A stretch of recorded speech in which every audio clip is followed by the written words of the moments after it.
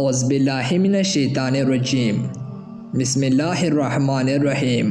تمام دیکھنے والوں کو مصوران کا محبت برا السلام علیکم۔ حضرت اویس کرنی کو جنت کے دروازے پر کیوں روک لیا جائے گا؟ حضور صلی اللہ علیہ وآلہ وسلم نے ارشاد فرمایا کہ جب لوگ جنت میں جا رہے ہوں گے تو اویس کرنی کو جنت کے دروازے پر روک لیا جائے گا۔ حضرت اویس کرنی کون ہے؟ اویس نام ہے، عامر کے بیٹے ہے، مرد قبیلہ ہے، کرن ان کی شاہ ہے اور یمن ان کی رہائش گاہ تھی۔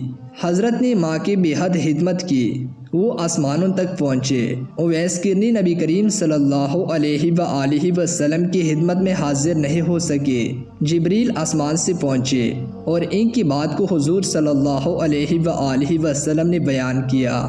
چنانچہ حضور دیکھ رہے تھے کہ آئندہ آنے والی نسلیں اپنی ماؤں کے ساتھ کیسا سلوک کرے گی۔ ایک سائل نے سوال کیا، یا رسول اللہ قیامت کب آئے گی؟ تو آپ صلی اللہ علیہ وآلہ وسلم نے ارشاد فرمایا، مجھے معلوم نہیں کہ کب آئے گی۔ تو سائل نے کہا کہ کوئی نشانی تو بتا دے۔ تو آپ صلی اللہ علیہ وآلہ وسلم نے ارشاد فرمایا، جب اولاد اپنی ماں کو ذلیل کرے گی تو قیامت آئے گی۔ حضور صلی اللہ علیہ وآلہ وسلم نے حضرت عمر اور حضرت علی سے کہا کہ تمہارے دور میں ایک شخص ہوگا جس کا نام ہوگا اویس بن عامر، درمیانہ قد، رنگ کالا، جسم پر ایک سفید داغ۔ حضور صلی اللہ علیہ وآلہ وسلم نے ان کا خلیہ ایسے بیان کیا جیسے سامنے دیکھ رہے ہو۔ وہ آئے گا، جب وہ آئے گا تو تم دونوں نے اسے دعا کرانی ہے۔ حضرت عمر اور حضرت علی رضی اللہ عنہ کو اویس کی دعا کی ضرورت نہیں تھی، یہ امت کو پیغام پہنچانے کے لیے ہے کہ ماں کا کیا مقام ہے۔ حضرت عمر حیران ہو گئے اور سوچنے لگے کہ نبی کریم صلی اللہ علیہ وآلہ وسلم کیا کہہ رہے ہیں کہ ہم اویس سے دعا کروائے۔ تو حضور صلی اللہ علیہ وآلہ وسلم نے ارشاد فرمایا، اے علی، اویس نے ماں کی اس طرح خدمت کی کہ جب وہ ہاتھ اٹھاتا ہے تو اللہ تعالیٰ اس کی دعا کو خالی نہیں جانے دیتا۔ حضرت عمر کو بہت عرصے تک حضرت اویس کرنی نہیں ملا۔ ایک دن سارے حاجیوں کو اکٹھا کر لیا اور کہا کہ تمام حاجی کھڑے ہو جائے۔ آپ کے حکم پر تمام حاجی کھڑے ہو گئے۔ پھر کہا، سب بیٹھ جاؤ، صرف یمن والے کھڑے رہو۔ تو سب بیٹھ گئے اور یمن والے کھڑے رہے۔ پھر کہا کہ یمن والے سارے بیٹھ جاؤ، صرف مراد قبیلہ کھڑے رہے۔ پھر کہا، مراد قبیلے والے سب بیٹھ جاؤ، صرف کرن والے کھڑے رہو۔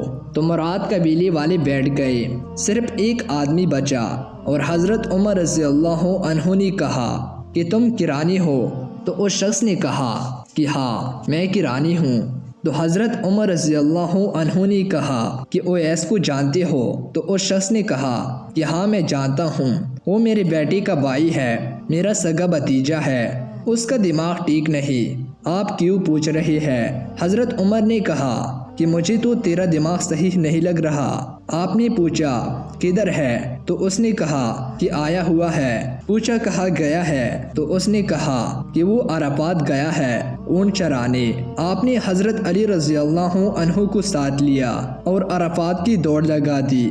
جب وہاں پہنچے تو دیکھا کہ حضرت اویس درخت کے نیچے نماز پڑھ رہے ہیں اور اونٹ چاروں طرف چر رہے ہیں۔ یہ آ کر بیٹھ گئے اور اویس کرنی کی نماز ختم ہونے کا انتظار کرنے لگے۔ جب حضرت اویس نے محسوس کیا کہ دو آدمی آ گئے ہیں اور انہوں نے نماز مختصر کر دی، سلام پھیرا تو حضرت عمر نے پوچھا، کون ہو بھائی؟ تو کہا، جی میں مزدور ہوں۔ اسے خبر نہیں تھی کہ یہ کون ہے۔ تو حضرت عمر نے کہا کہ تیرا نام کیا ہے؟ تو حضرت اویس نے کہا کہ میرا نام اللہ کا بندہ۔ تو حضرت عمر نے کہا کہ ساری ہی اللہ کی بندی ہے، تیری ماں نے تیرا کیا نام رکھا ہے؟ تو حضرت اویس نے کہا کہ آپ کون ہیں؟ میری پوچھ گچھ کیوں کر رہے ہو؟ تو حضرت امام علی رضی اللہ عنہ نے فرمایا کہ اے اویس، کہ یہ عمر ہے اور میں علی ابن ابی طالب ہوں۔